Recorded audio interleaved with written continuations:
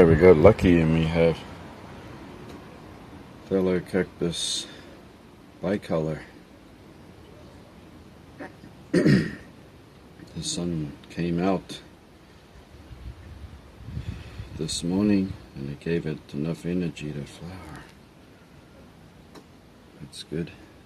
So I've been giving these cacti a lot of water.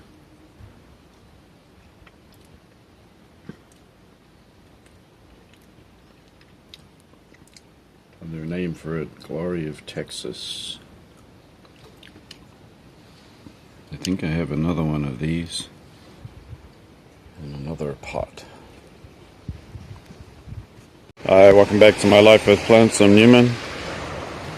This is Monstera Adansonii.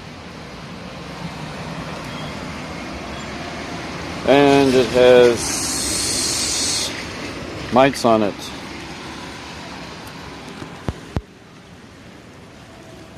You don't want to touch it, but you can see that the discoloration of the leaves there, and there's little tiny specks. The best thing to do instead of spraying it with insecticide is to hang it by a wall. You can see this wall here. This wall is covered in many kinds of predatory mite. Walls are one of their favorite spots to hang out on. So they're going to make their way onto the leaves and eat them all. I'm going to leave it here for a week so that they can make home in the soil here and the mix too. The other problem is that this mix is too well draining, if you ask me, and the plant gets stressed because it can't keep up the watering. So I'm going to repot it into something that holds moisture, because this doesn't. And that just makes it worse, because when you have a stressed out plant, it's going to get attacked by things, right? They're not able to produce their best defense against bugs. Anyway, on this wall here are predatory mites. After 1 week they'll make their home in there, and I can reintroduce it back into the house where they will spread to other plants. That's just a little tip for you. And I better get going now, so until next time, I'll see you. Bye bye.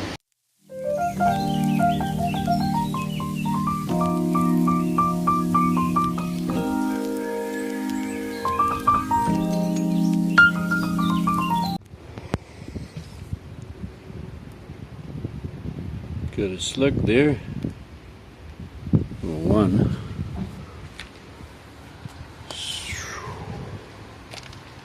Gives you an idea of how moist it is.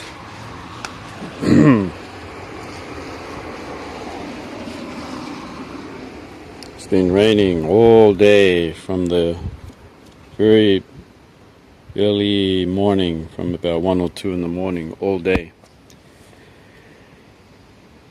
These particular orchids love it. Cattleya lundi. Cattleya lundi loves its current position.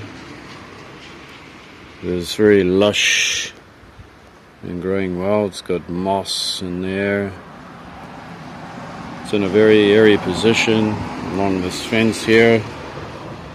So it's got maximum airflow. Next to it is this Cattleya, Brassavola, little stars, and you can see all of these new growths. This thing is just starting to do really well now. It's got another one growing there and there and there. Tell you what, when they get water, they love water for a whole day and a whole night. Plenty of it. Does really well for them. And I don't have my glasses on, but you will catch glimpses of this coming back to life. Brassavola nodosa. Without my glasses it's hard to see, but there are a lot of growth points in amongst this. So what it's doing right now is it's sucking up water, getting stronger and stronger. It's an old leaf that come off.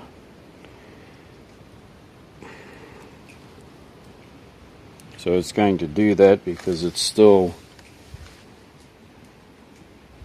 trying to develop its root system. It doesn't really have much of a root system. It's relying on a little bit here and there.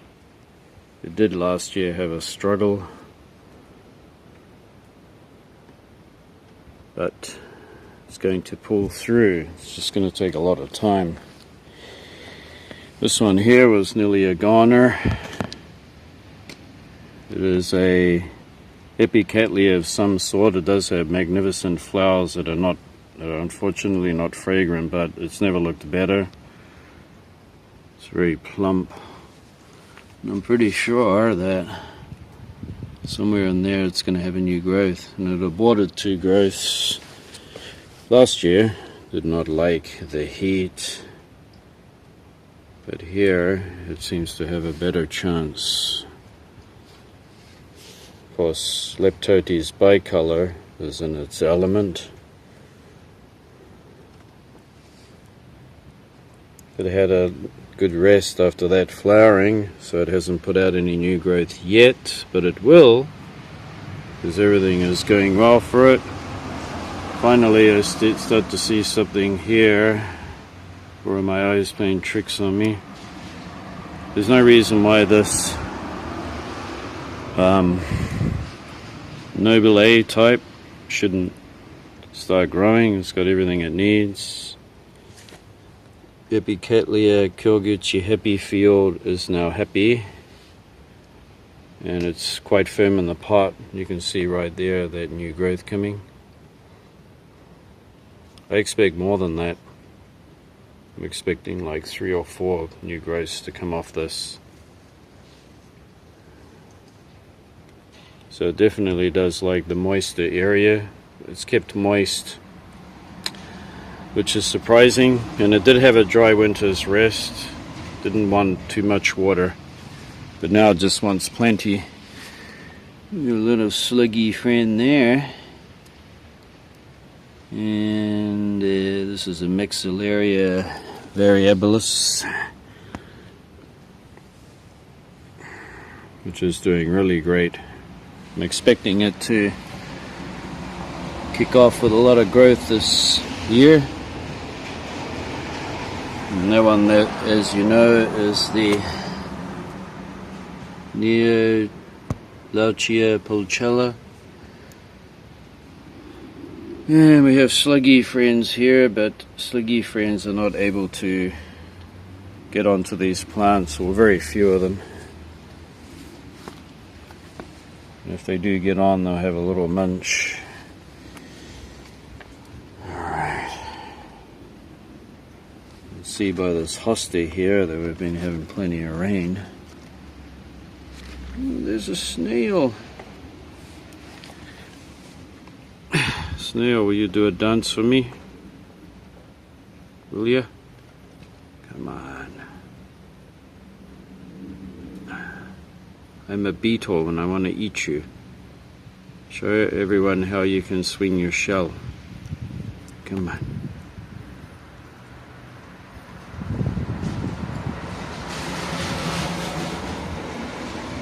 These snails know how to swing their shells. And I won't kill it. There's one on that leaf there. Yeah, I'll leave them alone. There's not that many snails here. There's not. They got a lot of predators, and just to see 2 like that is quite rare. So, and they are native snails, native to Japan, so I'm not going to kill them. Mosquitoes are having a go at me right now. There's one right there, see it? So what else do we have going on? What else loves the rain? Tell you what, the dendrobiums love it. You see how thick,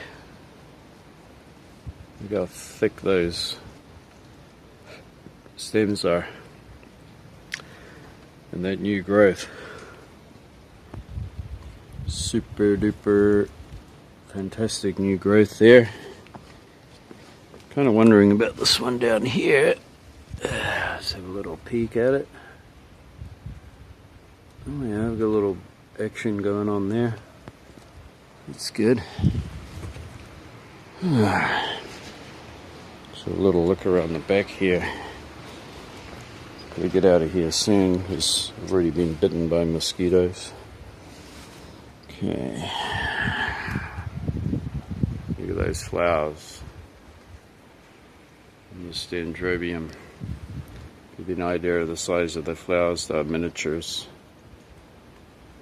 And I'm so glad it flowered, and it has a lot of new growth. So these are just getting plenty of water now.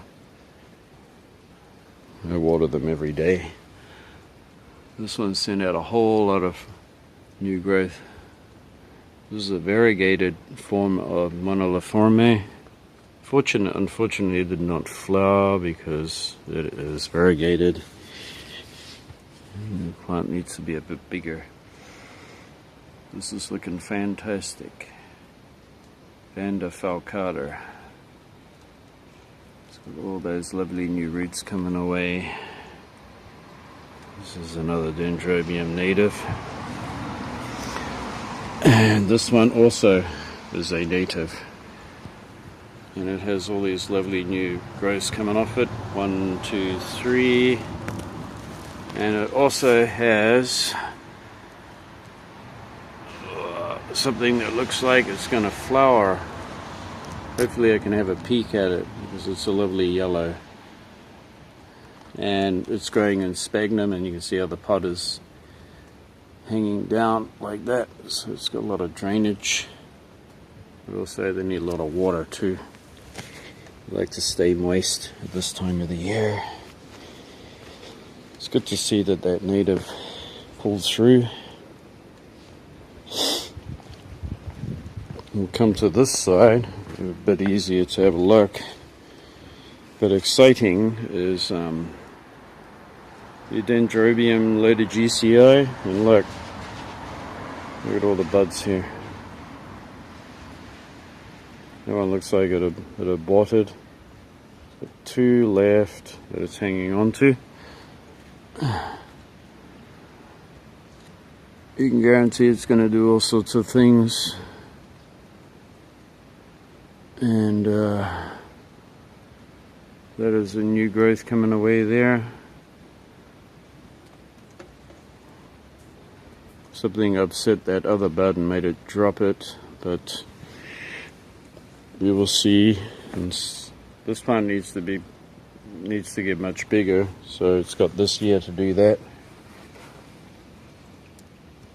so that it can produce more flowers next time. We have a bud there. Yeah. This is another one of my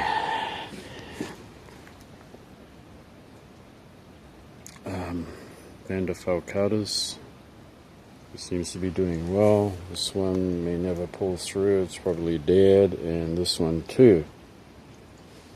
The only thing I can think of is we got water when it wasn't supposed to. It was my fault. I should have gone with the weather. If it's dry, and I think it's just too dry, and best to leave alone these Thelocactus. They like to be kept pretty bone dry in the winter. I mean bone dry. The only ones that I can really give a little water to are the Dendrobium types, but not to Thelocactus. Best to leave that and let nature take care of it. So do not like, even in the beginning of the spring, still don't even like water. I only like to get water when it's really warmed up. Okay. This one is getting lots of roots and new growth. You can see a lot. So I'm hoping that this will become a nice, sturdy, healthy nobile and flower, because it did not flower this winter. But it's going to become a nice big plant, build up a lot of reserves and energy, bloom really well.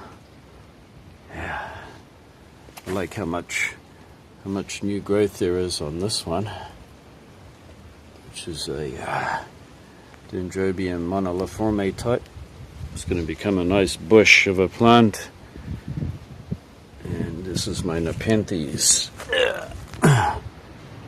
And it has yet to make some new pitches, but they will come. Now that we've got plenty of rain coming and the monsoon's coming, this will start to grow and grow really well. It's growing right up into the shrub here. So we've got that to look forward to. What else? Dendrobium chrysitoxum is showing its potential here with this bud. Neat. And that one. And it still has these other ones that are coming out. One there. Another one. So it's going to have a beautiful display.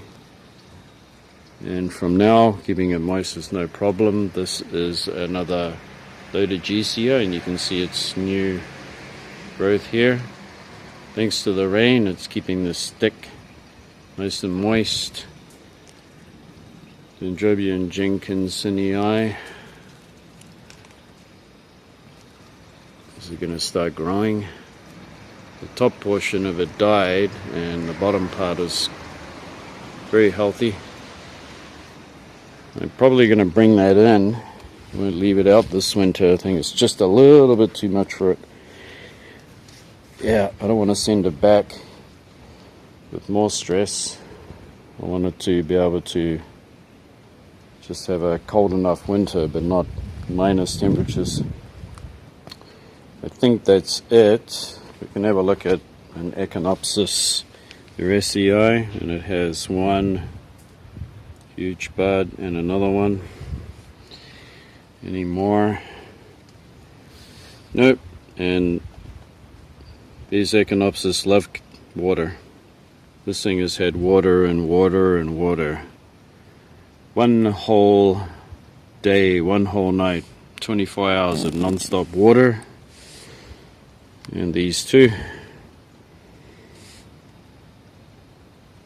as long as they get to have a sunny day the next day, they should be fine, although these are going to get a lot of water in the monsoon. And they don't mind it. They do really well.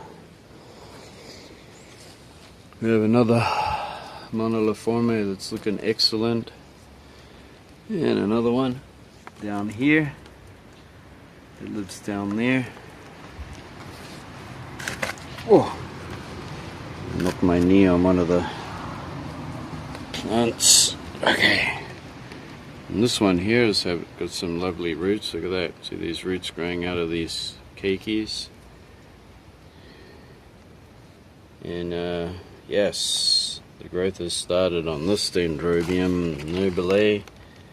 And looking forward to those roots growing onto the mount. There's this big branch. Great.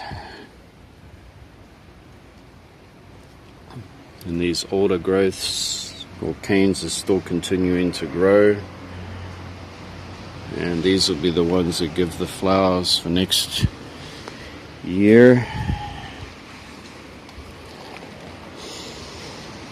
Whew. I think that's it. Thanks for watching, and don't forget to leave some questions if you have any, or comments.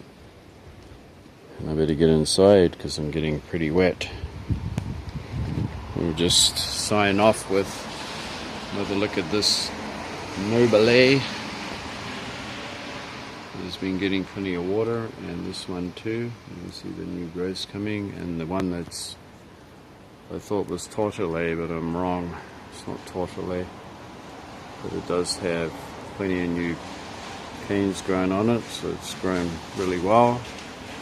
And we've got this Neophoenicia falcata with its lovely new green roots, and as soon as it makes a bond onto that tree for good, and everything is great. The future will be looking good for it. Lost nothing, lost none of this plant, didn't drop one leaf or anything. So it just goes to show you that on a tree trunk it does keep a relative amount of heat and protects orchids from frost and excessive cold. Look at the buds coming along. 1, 2, 3, 4, 5 on Gymnocalycium siglionis. Let me put my hand here so you can see how big this thing is. Nice. And plenty of flowers starting to open up on Aloe aristata.